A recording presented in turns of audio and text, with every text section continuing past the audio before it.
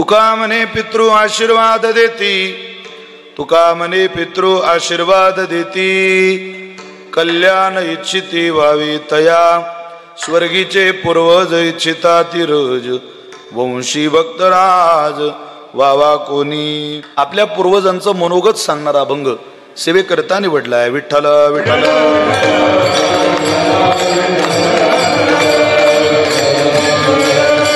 पुण्यच करायचं असेल तर या जगातलं पुण्याची काही दारं संतांनी आपल्या पुढे दिली. त्यातली महत्वाची 3 दरवाजी पुण्याची वर्षातून येतात 3 वेळा. त्यातलं पहिलं दार आहे वर्ष श्राद्ध, दुसरं दार आहे अक्षय तृतीया, आणि तिसरं द्वार आहे पंधरवाडा जो पितृपक्षामध्ये मिळाला. या 3 दिवशी मुलाच्या जीवनात पुण्य संपदा गोळा करण्याचं फार चांगला पर्व काळ आहे. या दिवशी पुण्य होऊ शकतं. काय केलं पाहिजे? घट मांडावा, आपल्या आईवडिलांचं पूजन करावं, आपले वडील गेले असतील त्यांची आराधना करावी, पितृसेवा पुण्य लाभले निदान, ब्रह्म सनातन अंग संग प्रार्थना करावी. प्रार्थना करून आपल्या वडिलांना जे आवडतं तो विधी करावा. मग काय करावं? वडिलांना आवडतं की माझ्या उद्धाराकरता पोरानं प्रार्थना करावी. प्रार्थना बापाला जर आवडत असेल तर मुलाने आजच्या दिवशी वडिलांकरता प्रार्थना करायची. पर त्या प्रार्थनेचा परिणाम काय होईल? आजच्या दिवशी केलेल्या प्रार्थनेने वडील तृप्त होत असतात. आगच्छन्तु महाभागा विश्वदेवा महाबलहा हे हत्र विहिता श्राद्धे सावधाना भवन्तु ते. पितरही सावध असतात, तसं मुलाने सुद्धा आजच्या दिवशी सावध असलं पाहिजे. मग त्या मुलाने सावधानतेने पितरांकरता आवाहन केलं, पूजा केली, धर्म केला, त्या वडिलांना त्याचं काय फळ? पूजा करणारा, धार्मिक विधी करणारा आणि श्रद्धेने श्राद्ध करणारा मुलगा जर या परिवारात जन्माला आलेला असेल तर त्या मुलाचा आनंद आईवडिलांनाच नाही संतांना सुद्धा आहे. किती आनंद आहे! संत त्या मुलाला धन्यता देतात. आणि का देतात त्याचं कारण सुद्धा सेवेला निवडलेल्या अभंगाच्या पहिल्या चरणात महाराजांनी दिलेलं आहे.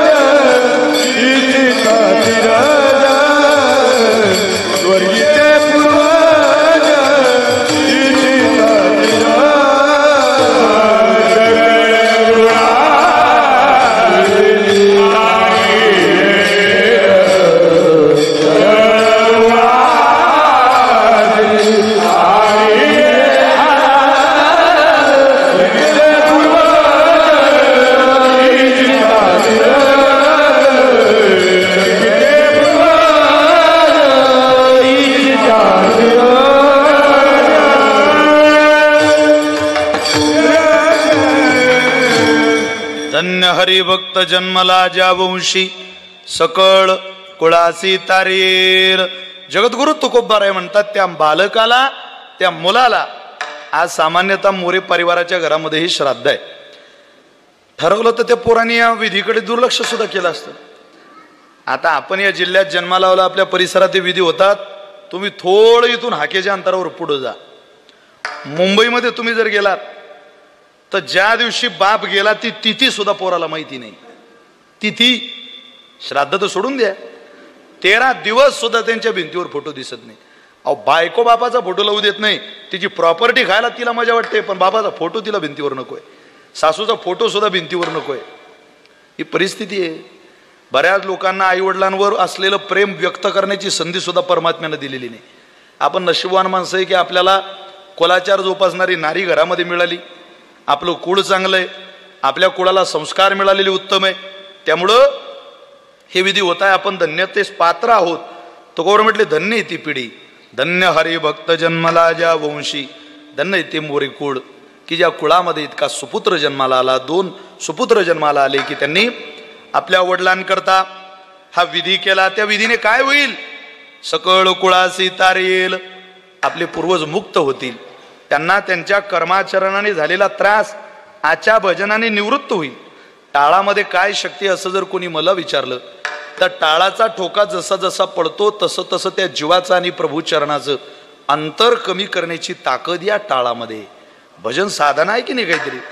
भजन या साधनेवर लोकांनी उद्धार करून घेतलेले जे हजारो पुरावे आपल्या परंपरेमध्ये. काहीच केलं नाही, फक्त भजन केलं, काहीच येत नव्हतं, पण विठ्ठल विठ्ठल म्हणत होते, रामकृष्ण हरी म्हणत होते. आळंदी ते पंढरी, त्र्यंबकेश्वर ते पंढरी, ज्ञानोबा तुकाराम म्हणत गेले, उद्धार झाला. सकळ कुळासी तारेल, सगळ्यात सोपं आणि सुलभ साधन आपल्या परंपरेमध्ये नाम साधना दिलेली. आज नाम साधना करणारी ती इस्कॉनची मंडळी पहा तुम्ही. तुम्ही जर कधी वृंदावनात गेले, अरे बापरे इतकं भजन करतात. हरे रामा रामा रामा हरे हरे, हरे कृष्ण दुसरं काहीच म्हणत नाही. गळ्यात तुळशीची माळ, कंठी आणि कायम भजन. ती मैथिली ठाकूर नावाची तरणी गायिका पाहिली की महाराष्ट्रीयन माणसाची काय देशातल्या प्रत्येक जणाची छाती स्वाभिमानानं फुलते. महाराज काय रामायणाची गीतं गाते. अरे प्रेम असलं तर कळेल. आता तू जितेंद्र आव्हाड मूर्खासारखा काळ बडबडला, त्याला काय कळणार आहे परमात्म्यावरची श्रद्धा काय असते, प्रेम काय असतं, रामायण काय असतं. काहीतरी नीतिमत्ता आचार लागेल की नाही. तो रक्तात गुण लागतो माणसाच्या. देवावर प्रेम करायला रक्त लागतं, संस्कार लागतात, आचार लागतात, विचार लागतात. त्याशिवाय सगळ्या गोष्टी होत नाही महाराज. आपण मात्र प्रवाहामध्ये वाहणारी माणसं पाहतो, प्रेम करणारी माणसं पहा. काय देवावर प्रेम करतात माणसं. उत्तर भारतामध्ये तो खूपच आहे महाराज. चलो जी चलो वृंदावन, बाके बिहारी के करेंगे दर्शन. पायीच निघालेले असतात. बाके बिहारी राधा रानी दीवानी के करेंगे दर्शन. चलो जी चलो वृंदावन, बाकी बिहारी के करेंगे दर्शन. ते म्हणतात राधा मेरी स्वामिनी, मैं राधा जिनो दास, जन्म जन्म मोहे दीजिए, श्री वृंदावन मोवास. आमचा जन्म इथं पुनीत झाला, आम्ही धन्य आहोत. आमची आई येते, ती राधाराणीची उपासना करतात. नदीला नदी म्हणायचं धाडस होत नाही. आता जर कोणाला विचारलं का कुठं गेले, मी गेलो गोदावरीला स्नानाला. अहो नाव नाही येते नदीचं, आम्हारी मैया आहे, आमची माय म्हणतात, ते आमची आई आहे. तिथं जर कोणाला विचारलं का नदी कुठे, ते थोबाळीत मारतील आपल्या. म्हणतील मूर्खा नदी, गंगा हमारी माता है, मूर्ख नदी बोलताय. त्यांचं प्रेम आहे, त्यांचं जीवनच धन्यतेस पात्र आहे. आपण प्रॉपर्टी कमवणाऱ्याला धन्य म्हणतो. नाही बुवा हे धन्य, यांनी एवढं कमी कालावधीत म्हणजे काहीतरी काळा बाजार केला असावा. तशी धन्यता इथं प्रॉपर्टीत कोणाला कमी कालावधीत. धन मान कमी कालावधीत मिळत नाही. मान मिळवण्याकरता वेचावंच लागतं. का या जन्मात गेल्या जन्मात वेचलं असेल. अन्न मान धन हे तो प्रारब्धाधीन. जेव्हा प्रारब्धाची कृपा होईल तेव्हा धन मिळतं, जेव्हा प्रारब्धाची कृपा होईल तेव्हा मान मिळतो, जेव्हा प्रारब्धाची कृपा होईल तेव्हा अन्न मिळतं. आता जर सहज तिन्ही गोष्टी मुबलक असतील तर समजावं गेल्या जन्मात आपल्या प्रारब्धानं काहीतरी चांगलं कर्म केलेलं आहे, हा त्याचा परिणाम आहे. तर सहज गळत नाही महाराज. भाग्यवान आहे ती पोरं ज्यांनी सकळ कुळासी तारेल हा विधी केला वडिलांच्या उद्धाराकरता. नशीबवान आहे, पुण्यवान आहे की त्यांना हे फल परमात्म्याने दिलं. अहो प्रयत्न केल्याशिवाय जगाचा मालक मिळत नाही. प्रयत्न केल्याशिवाय कोणालाच मिळत नाही. जगाच्या मालकानं जिच्या पोटी जन्म घेतला ती बालपणामध्ये आईला प्रयत्न करायला लावायची देव शोधण्याकरता. एका जनार्दनी माय एका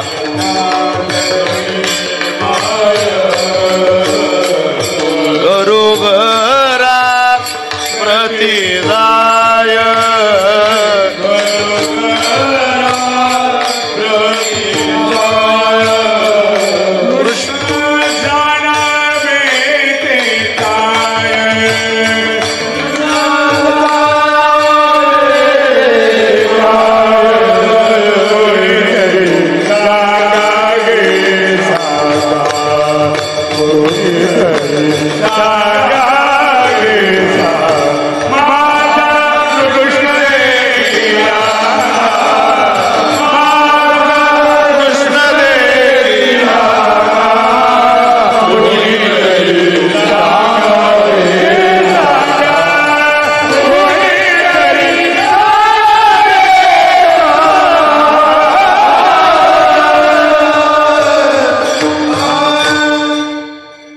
लक्ष नाही का त्याच्याकडे? काय करू? हाती घेऊन या फूल अंगणी रांगत आले मूल होते सारवीत मी चूल. अहो मी चूल सारवत होते. आता न कळत आला. तुम्ही पाहिलं का? तुम्ही पाहिलं का? तुम्ही पाहिलं का? आईला जर सहज भेटत नाही बरं गोपिकांकडे चला. त्या जाण वेदगर्भीच्या श्रुती श्रुती रूपी नवे मत प्राप्ती म्हणून या पहुडल्या नेती नेती सुख संगती न पवेती. किती उपासना केली, मिळाला सहज नाही कळाला महाराज. बरं वेदाकडे चला. जेथे वेदा न कळे पार जेथे वेदा न कळे पार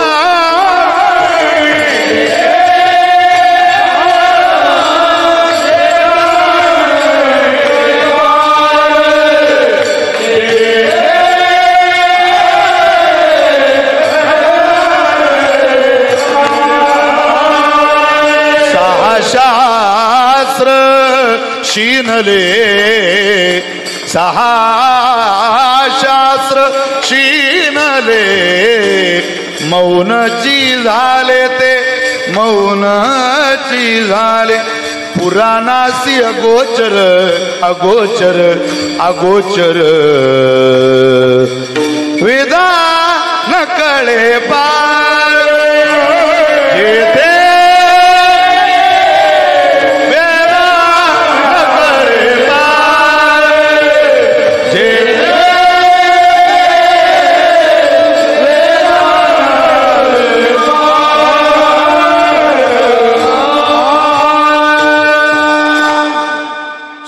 वेदालाही धन्य म्हटलं नाही कोणी. वेदासी काही कळलेची नाही शेषशिनला हो शेषशिनला झाल्या द्विसहस्र जिभा जिभा देव का हो विठेवरी उभा उभा देव का हो विठेवरी उभा उभा देव का हो विठेवरी उभा. ना वेदाला ना श्रुतीला ना आईला ते करता ती गोपाळ काला हरिनामे तयाचा गलबला. ज्या संतांनी रात्रंदिवस प्रयत्न केले त्यांना मिळाला नाही. आता ही चारी उदाहरणं सोडा.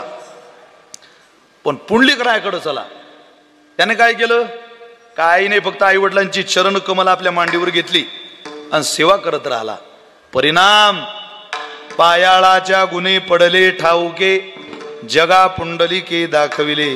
त्याला तर दिसलाच पण अख्ख्या जगाला त्यानं परमात्मा दाखवला. त्याला विचारा कशाच्या आधारावर मिळालं रे बाबा हे? पितृ सेवा पुण्य लाभले निदान. त्या पुंडलिकरानं सांगावं नाशिकर अहो मला हे जे मिळालं ना हे आई वडिलांच्या सेवेत मिळालं आणि मी धन्य झालो. जगाचा मालक आई वडिलांच्या सेवेने प्राप्त होत असेल आणि जीवनामध्ये धन्यता मिळत असेल तर मला असं वाटतं आहे त्या घरात आहे त्या ठिकाणी आईवडिलांचा सन्मान करणं शिकलं पाहिजे. आईवडिलांचा म्हटल्यापेक्षा मी बसलेल्या लोकांना हात जोडून प्रार्थना करेल ज्याचं वय 60च्या पुढे गेलं त्याचा सन्मान करायची सवय लावून घ्या. ती सासू असली तरी लावा, तो सासरा असला तरी लावा, ती काळाची गरज आहे. आपल्याला सुद्धा एक दिवस त्या दरवाज्यातून जायचं एवढं मात्र लक्षात ठेवा. एक दिवस तो दरवाजा आहेच आपल्याला म्हातारपणाचा. म्हातारपणाचा दरवाजा कोणालाच आनंद देत नाही. केलेल्या सगळ्या कर्माचा पश्चाताप माणसाला म्हातारपणात होतो, की काहीच केलं नाही. गळ्या काय संधी होती, हात होते, पाय होते, चांगला कालावधी होता, घरात द्रव्य होतं, ना कधी तीर्थयात्रा केली, ना पोराबाळांना घेऊन कधी पंढरीनाथाला गेलो, ना एखादी वारी केली. आता मात्र शरीर थकलं. थकलेलं शरीर परमार्थ करू देत नाही. राम म्हणायच्या वेळेला लांब लांब लांब लांब येतं ती. आमच्या गावात एक जोडप आहे, मालकीने तुळशी नाव आहे मालकीनेचं. मग तो मालक तिला तुईश म्हणतो, पण ते तुईश म्हणता येत नाही म्हातारपणात. तो म्हणतो टुईटे टटटळू बाई, व बोलताच येत नाही. बरं तिलाही बोलता येत नाही. ते म्हणते टटई टळा बाबा, आता टटटळू. टुईटे टटटळू बाई, व ती म्हणते टटई टळा बाबा, आता टटटळू. एवढं आता आयुष्य चाललं म्हातार. मी पाहिलं ते एक दिवस. अरे म्हटलं बापरे, काय अवघड आहे म्हातारपण. शब्द सुद्धा नीट येत नाही. आपल्या जवळच्या पोराचं नाव सुद्धा नीट घेता येत नाही. राम म्हणता येत नाही मुखाने, अशी हवा पास होऊन जाते, दात नाही तोंडात. आज बरं वाटतं ते. म्हातारपण आनंदाचं नाही महाराज. म्हातारपणात शरीर थकल्यावर कोणाला आनंद होतो? कोणी आरसा आणला तर माणूस असं वाटतं आरसा फेकून मारावा त्याला. ज्यानं आरसा आणला म्हातारपणात त्याला. इथं तर माणूस म्हणतो हा एक केस राहिला कडे ऐकून पाय, पाय बरं जरा. तेव्हा काय म्हातारपणाचं सुख माणसाला कोणाला झालं? परमात्म्याचं सौंदर्य हे चैतन्याचं सौंदर्य आहे. आपलं सौंदर्य हे उपाधीचं सौंदर्य आहे. हे कालानुरूप बदलतं. ज्या श्रीदेवीकडे पाहून माणसं तिचा चित्रपट पाहून आनंद व्यक्त करायचे, तिला अंतकाळ आला, तिचं नाव इतिहासात गेलं. बाथरूमच्या टबमध्ये तिचा मृत्यू झाला. गुड गुड राहिलं मृत्यूचं, पण भक्तीचा आनंद, भक्तीचा सुगंध दरवळत राहतो. आद्य जगद्गुरु शंकराचार्य गेले, सुगंध दरवळत राहिला. तुकोबाराय थांबले, वैकुंठ गमन केलं, सुगंध दरवळत राहिला. 22व्या वर्षी ज्ञानोबाराय समाधीस्थ झाले, सुगंध दरवळत राहिला. चांगल्या जगण्याचा सुगंध वाहत राहतो. तो आसमंत सुगंधित करतो आपल्या चांगल्या जगण्यानं. त्यामुळे चांगलं जगा. थोडे दिवस 5-10 वर्ष सासूची सासऱ्यांची सेवा करून घ्या. काय लाज आहे आपल्याला त्यांची सेवा करायला? तुमच्या आईवडील सुद्धा तुमच्या भाऊजाईच्या आश्रयात जीवन जगता, याचं स्मरण जर कीर्तनाला बसलेल्या प्रत्येक सुनेने ठेवलं तर मला नाही वाटत या महाराष्ट्रातली वृद्धाश्रम चालू राहतील. ज्या घरातल्या सुनेनं सासू सांभाळायची वृत्ती ठेवली त्या घरात प्रत्येक मुलाला आई सांभाळावी वाटेल. अरे ज्या पोराला आईचं महात्म्य कळत नाही, स्त्री म्हणून तुमची जबाबदारी आहे सून या नात्यानं तुमच्या मालकाला आई पटवून देणं. जर काळ बदलला असेल तर तुमच्या नवऱ्याला आई सांगा. तुम्हाला कळते आई कशी असते, त्याला सांगा. तुम्हाला बाप कळतोय बापाच्या लांब येऊन, आम्हाला कळत नसेल तर आम्हाला तुम्ही बाप सांगितला पाहिजे. नाही नाही, मी माझ्या बापाच्या लांब आले, मी पाहिलंय माझ्या बापानं कोण्या परिस्थितीत माझं लग्न केलं. तुमच्या आईवडिलांची सेवा करा जरा. असा कानाडोळा करू नका. मालक आपल्या पोराबाळांचं भविष्य आहे त्यांच्यावर. जर एवढं सांगणारी पिढी, एवढं सांगणारी सून घरात असेल तर तुमच्या मालकाला त्याची धन्यता मिळेल. धन्य हरिभक्त जन्मला या वंशी, सकळ कुळाशी तारील. का सकळ कुळाशी तारेल नाही वडिलांना का आवडतं? त्याचं कारणच आहे, तो कुळात जन्माला आलेला मुलगा का जन्माला यावा, हरिभक्तच का व्हावा, तो कुळाचा उद्धार करेल का करेल, इतक्या विश्वासानं तुकोबाराय हे का सांगतात. हो, तुकोबाराय जरी सांगित असले तरी ही इच्छा कोणाची आहे? आपल्या आई वडिलांची. अभंगाचं दुसरं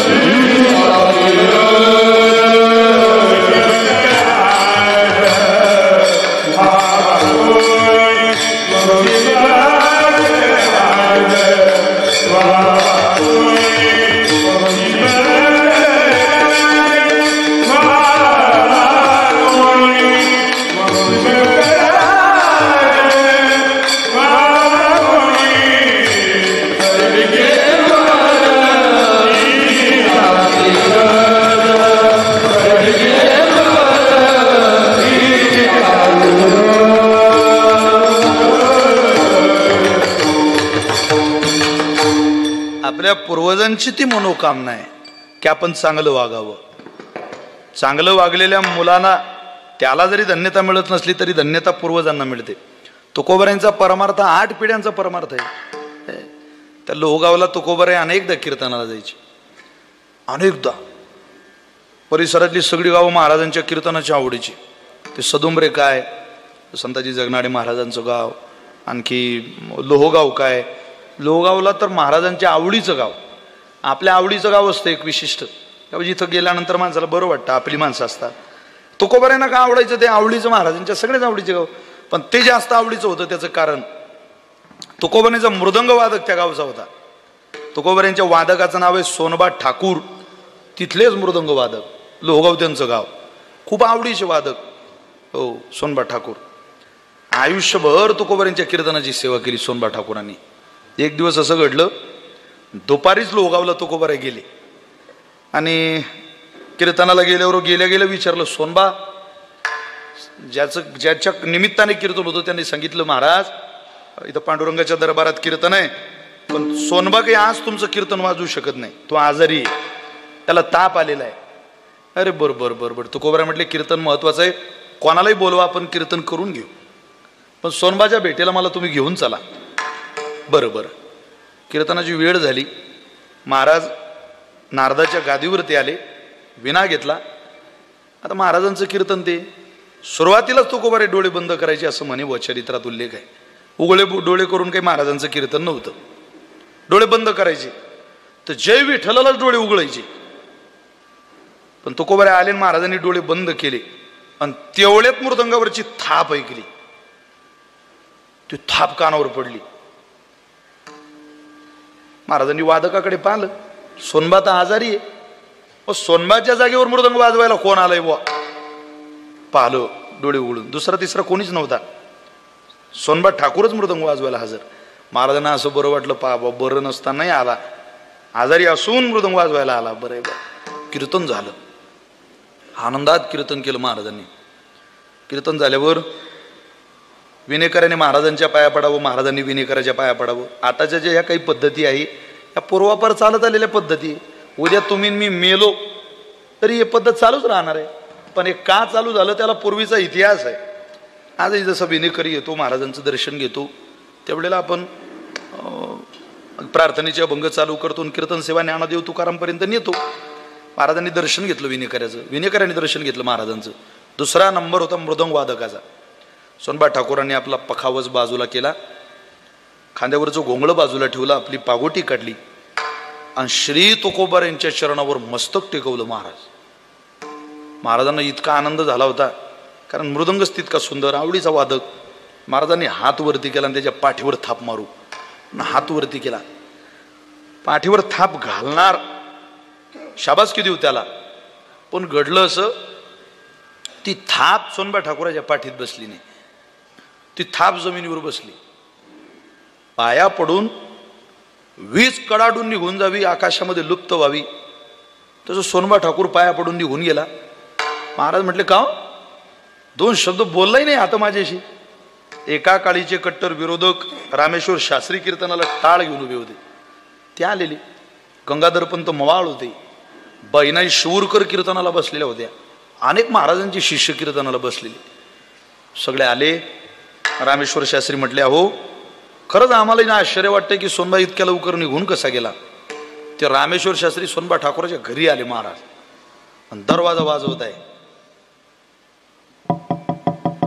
उघडा दार. ठाकूरबुवा, ओ ठाकूरबुवा. कसला काय दारातून आवाज येईना. जोरात जरा धक्का दिला. पुतण्या झोपलेला होता जवळ, तो गेला आणि त्याने दार उघडलं म्हणे.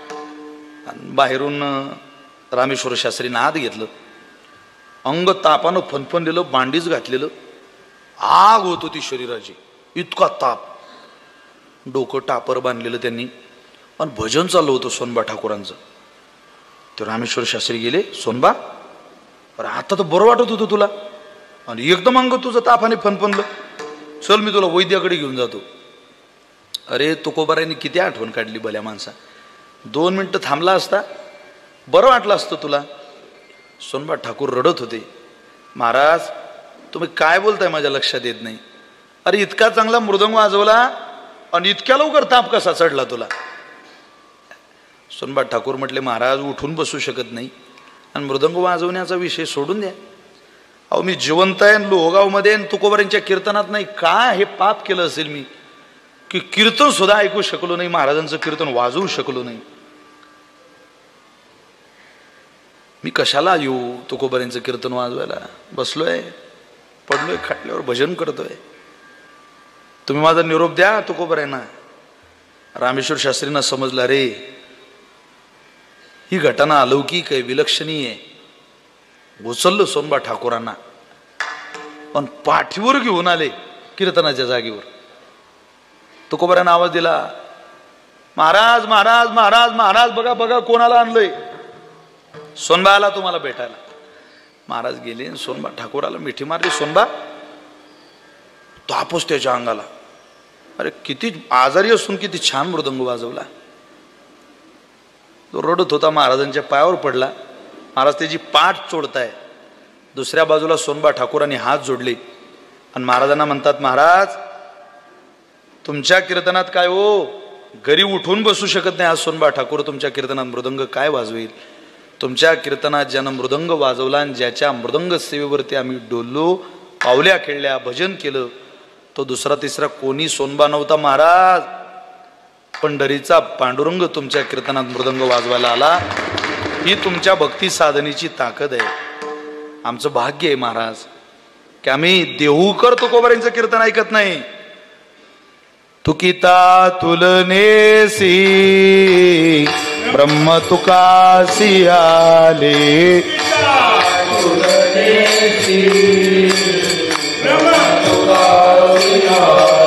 मनोनी रामेश्वरी चरणी मस्तक ठेविले.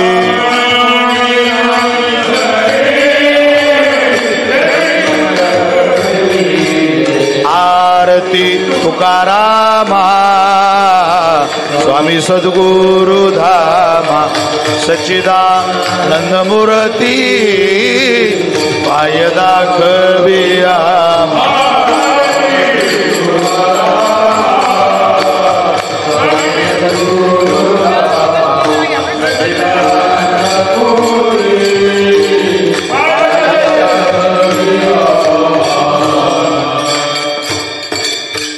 एकच जय जयकार झाला.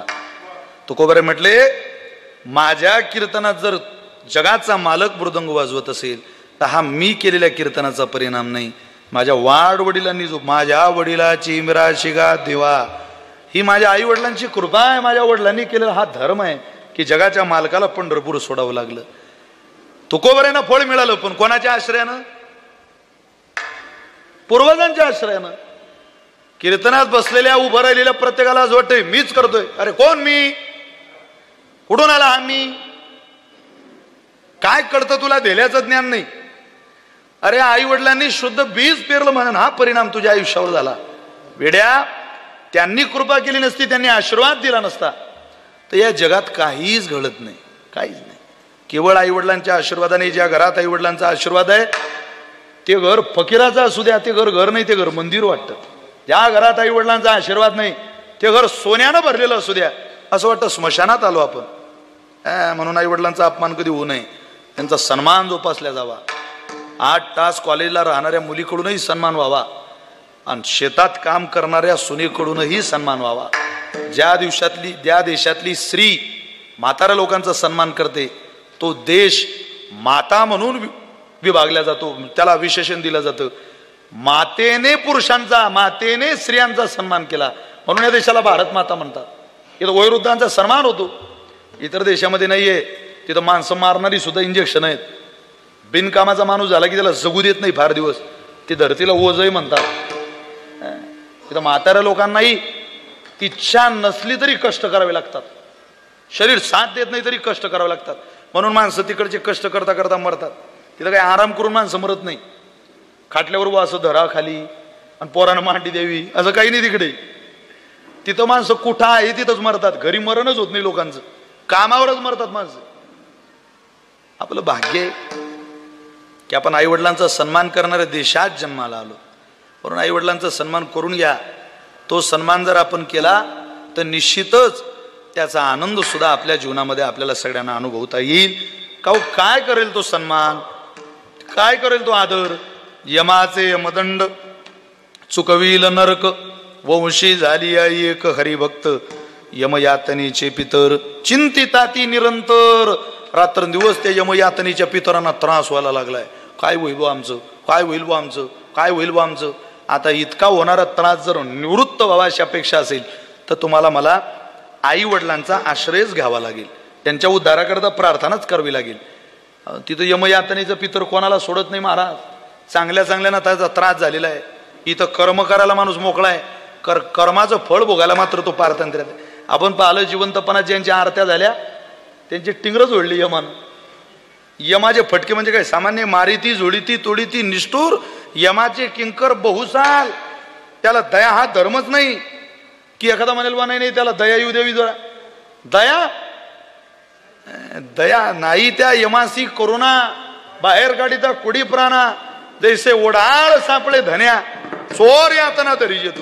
त्याला कुठं दया आहे. भरलेल्या बाजारातला चोर चोरी करताना पकडला की दया नाही त्याला, अजिबात नाही. भरलेल्या पिकात जनावर सापडलं की दया नाही शेतकऱ्याला. तसा कर्मात चुकलेल्याची दया परमात्म्याकडून कधी होत नाही. म्हणून कर्म चुकायचं नाही, आणि यदा कदाचित चुकलं तर त्याचं प्रायश्चित्त करण्याचा विवेक सद्बुद्धी परमात्म्यानं आपल्याला द्यावी. इथं माणसं रात्रंदिवस प्रपंचाची सेवा करता, त्यांना वाटतं प्रपंच करूनच आमचं भलं होईल. अरे भलं. आता गेल्या धोंड्याच्या महिन्यात आमच्या गावच्या जावानं सासऱ्याला फोन केला. तो म्हणे का हो तुम्ही लग्न करताना मला थोडंसं एका शब्दाने सांगितलं असतं की तुमच्या पोरीचा स्वभाव थोडा तिखट आहे. एका दिवसात 3-3, 4-4 टाईम मारते. काय सुख राहिलं प्रपंचाचं. लोकांची प्रपंच पाहतो, त्यांची बायको पिकनिकला जाते, शॉपिंगला जाते, मॉलला जाते, सिनेमाला जाते. ही लाटण्याशिवाय माझ्याशी भाषेनं बोलत नाही, तोंडानं बोलत नाही. लग्न करताना ते सावधान आणि ते मंगलाष्टक आणि त्या सनई चौघळे, ते अक्षदा फेकण्याचं वातावरण, तो मंडप, ते कॅमेरे, अरे बापरे असं वाटत होतं काय स्वर्ग आहे. हीच ती जागा आहे, हाच तो समारंभ आहे, याच त्या खुर्च्या आहे, हीच बसणार आहे, पाठीमागं मामा उभे.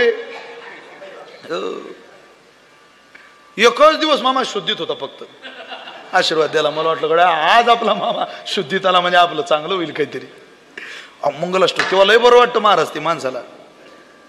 जाते लाळाची लेख आज सासरी, ती बिचारी रडते ना म्हणजे खुश, पण ती एकच दिवस रडते. पुढचे सगळे दिवस ती म्हणतो तू थांबतो, आज असुर आला ना तू थोडे दिवस थांब. ते म्हणतो बिचारे घरचे म्हणता बाबा सुख मिळू दे. लाडाची लेक आज जाते सासरी, सुखी राहताई आता दिल्या घरी. परमेश्वरा सामुची एक विनंती, ताईच्या घरात नांदो सुख आणि शांती. पण कसली सुख आणि कसली शांती हो. शांती तर गावाला निघून जाते. तो म्हणे 3-3 टाइम मारते सासरे बा तुमची पोरगी. लग्नाच्या दिवशी फळ आमच्या पदरात येत होतं तेव्हा असं वाटलं नाही इतकं कडू असेल. या फळाची आम्ही चव चाखली, लय कडू आहे बाबा ते फळ. तुम्ही या फळाचा आम्ही आता सांगा किती दिवस सांभाळ करायचा. सासरा म्हणे मरेपर्यंत सांभाळ.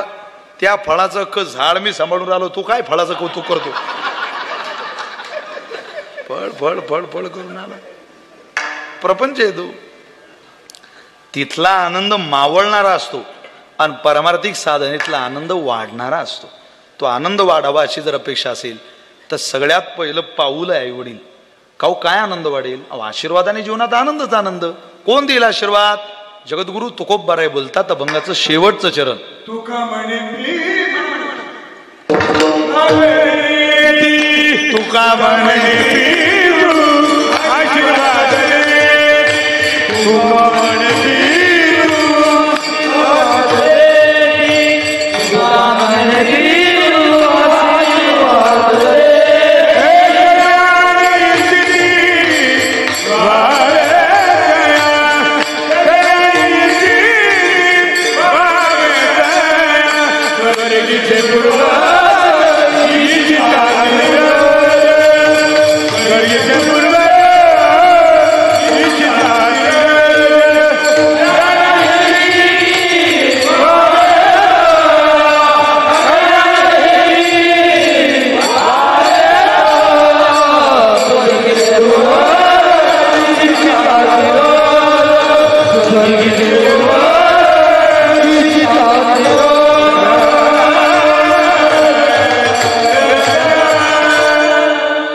जाणाऱ्या जीवाचं बसलेल्याचंही कल्याण व्हावं अशी जर अपेक्षा असेल तर संतांचं ऐका. तुका म्हणे पितृ आशीर्वाद देती कल्याण इच्छिती व्हावे तया. कल्याण वेळोवेळी होत नाही. कल्याण एकचदा. कल्याण गेल्यावर कसे काय कल्याण येईल? मग ती भिवंडी असते, डोंबिवली असते, ठाणं असतं. कल्याण एकचदा. तसं परत परत जीवाचं कल्याण होत नाही. आपलं कल्याण व्हावं, आपलं भलं व्हावं अशी अपेक्षा आहे ना. कल्याण इच्छिती व्हावे तया. आई वडिलांशिवाय कोणी कल्याण इच्छित नाही. मायबापाचं प्रत्येक ठिकाणी टेकणारं मस्तक, 2 हस्तक हे लेकराच्या आशीर्वादाकरता टेकत असतात. याचं भान प्रत्येक पोरानं ठेवलं पाहिजे. आणि तो आशीर्वाद घेऊन चला. तो जर मिळाला जगातली कोणती शक्ती तुम्हाला परास्त करू शकत नाही. देवाचा आशीर्वाद राहू द्या, आई वडिलांचा घेऊन घ्या. देवाचा आशीर्वाद असेल आणि आई वडिलांचा शाप असेल, देवाचा आशीर्वाद कामाला येत नाही. देवाचा शाप होतच नाही, पण आई वडिलांचा शाप असेल देतात का? हा कटा त्याची करीती पित. अरे आपली प्रॉपर्टी खातो ना आपल्याकरता प्रार्थना करत नाही म्हटल्यावर नागवणार नाही का? आशीर्वाद मिळवा. तुका म्हणे पितृ आशीर्वाद देती. आशीर्वाद घेतला तर भलं होईल तुमचं. जर अन्यथा हे तुम्ही ऐकलं नाही, केलं नाही तर याचा परिणाम सुद्धा तुम्हाला भोगावा लागेल. परिणाम काय? तुम्हाला जे आवडतं, जे अपेक्षित असतं तेवढं म्हणूया आणि सेवा संपवूया. महाराज म्हटले हे तुम्ही ऐकावं. जर ऐकलं तर आनंद होईल, अन्यथा हे जरी नाही ऐकालं तरी दुसरा येईल. हे जरी नाही ऐकालं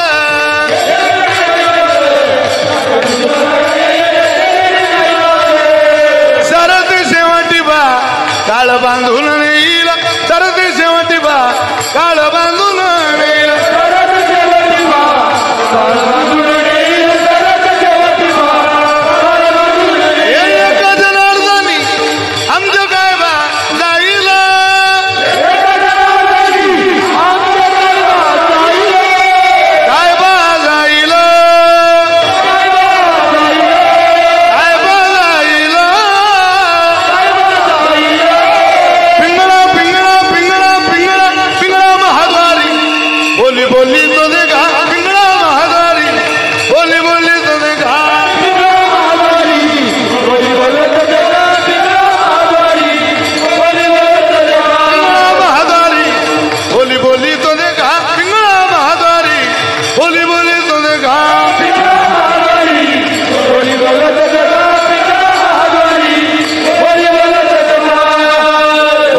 खोटे तुमचे वर्तमान खोटे.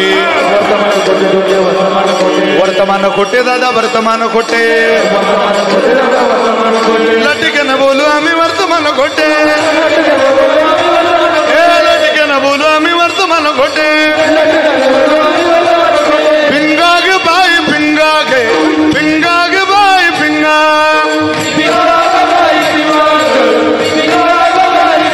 अवघा अवघा अवघा अवघा दांगळ दिगागे.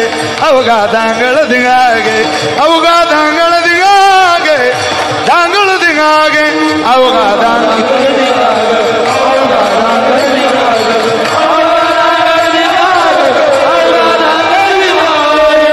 नको नको नको घालू भिंगागे. नको नको नको घालू भिंगागे.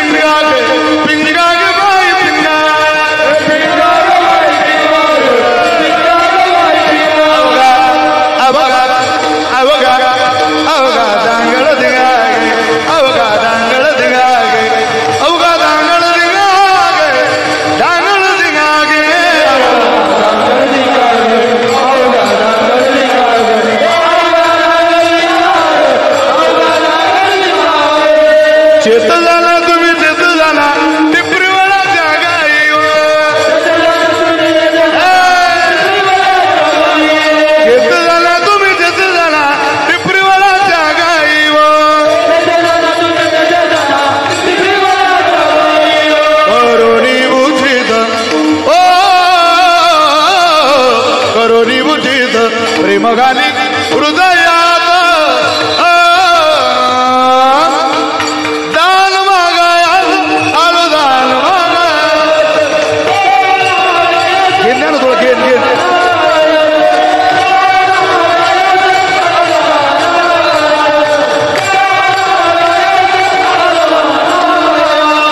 सुया घ्या, मनी घ्या, दाताचे दातवन घ्या ग कुणी.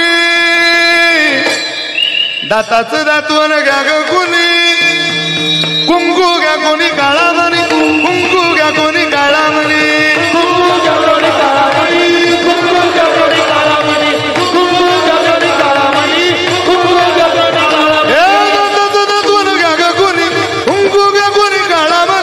दाताचं दातवण घ्या ग कुणी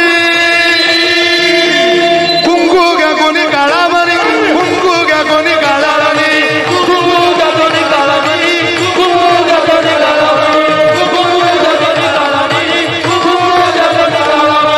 अहम वाग्या सोहम वाग्या अहम वाग्या सोहम वाग्या प्रेम नगरावारी सावध होनी भजनी लागा देव करा कैवारी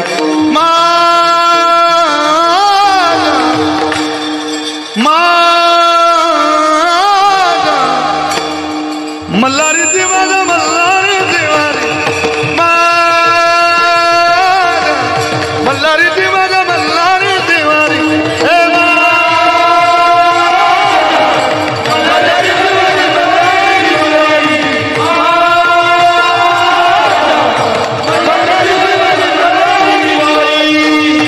अनंत जुगाचा देवारा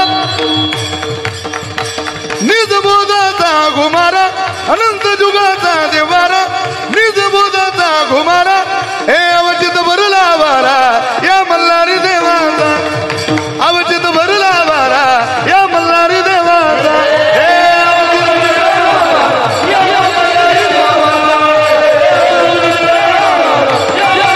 निज बोधाचा घुमारा अनंत जुगाचा देवारा हे अवचित भरला वारा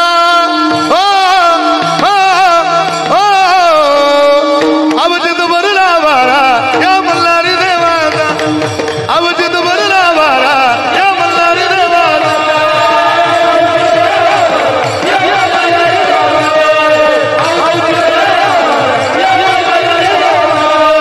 दौर फिरवी तो तुम्ही डुगो डुगो ऐका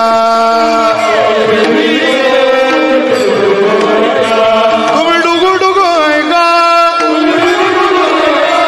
तुम्ही डुगो डुगो ऐका हाथ हाथ हाथ सब एक साथ धन्यवाद पिंगळा महाद्वारी बोली बोली तो देखा पिंगळा महाद्वारी पिंगळा महाद्वारी बोली बोली तो देखा